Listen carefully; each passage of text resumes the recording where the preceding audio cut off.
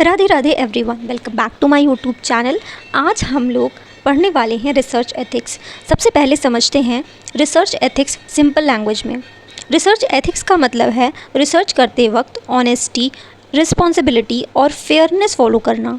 Research सिर्फ information collect करना नहीं होता, इसमें पार्टिसिपेंट्स के राइट्स, सेफ्टी और प्राइवेसी का भी ध्यान रखना पड़ता है। रिसर्च एथिक्स इंश्योर करता है कि रिसर्च ट्रस्टवर्दी हो और सोसाइटी को उससे बेनिफिट मिले। एग्जाम्पल, अगर आप स्टूडेंट्स पर सर्वे कर रहे हो तो उनकी परमिशन लेना, उनकी पर्सनल इन्फॉर्मेशन किसी को शेयर ना करना और रिजल्ट्स को मैनिपुलेट ना करना ही रिसर्च एथिक्स है। अब सवाल ये आता है कि रिसर्च एथिक्स इम्पॉर्टेंट क्यों है। ये रिसर्च को क्रेडिबल और रिलायबल बनाता है। लोग रिसर्चर्स पर ट्रस्ट करते हैं। स्पेसिफिक नॉलेज की क्वालिटी इंप्रूव होती है। अगर एथिक्स फॉलो नहीं किए गए तो लीगल एक्शन, रेपुटेशन खराब होना और फंडिंग भी कैंसिल हो सकती है। यूजीसी नेट में इंपॉर्टेंस ऑफ रिसर्च एथिक्स से डायरेक्ट क्वेश्चंस आ सकते हैं। अब हम लोग देखते हैं कि एस्पेक्ट्स ऑफ रिसर्च एथिक्स। इसमें सबसे पहले होता है इन्फॉर्म्ड कंसेंट। रिसर्च शुरू करने से पहले पार्टिसिपेंट्स की परमिशन लेना ज़रूरी है।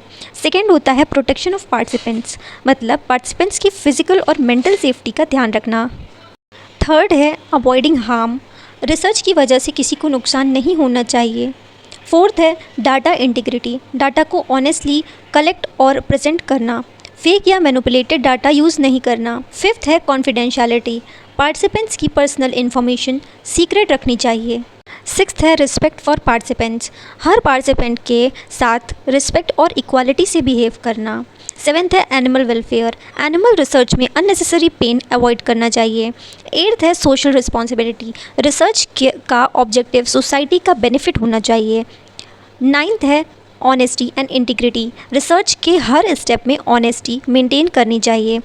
अब आते हैं प्लैगरिज्म पर।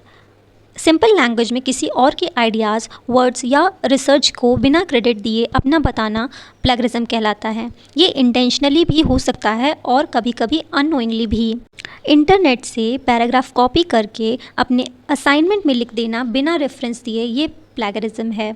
इसीलिए हमेशा प्रॉपर साइटेशन और रेफरेंस देना ज़रूरी है। अब सबसे इम्पॉर्टेंट पार्ट पर आते हैं level of plagiarism and penalty पर। लेवल 0 जो होता है उसमें सिमिलरिटी होती है अप टू 10%, इसमें कोई भी पेनल्टी नहीं पड़ती।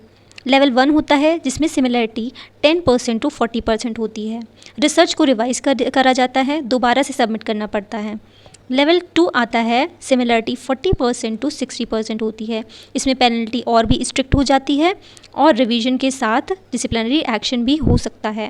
लेवल 3 में क्या होता है, इस सिमिलरिटी जो है वो 60% से भी ज़्यादा हो जाती है और ये सबसे सीरियस लेवल होता है।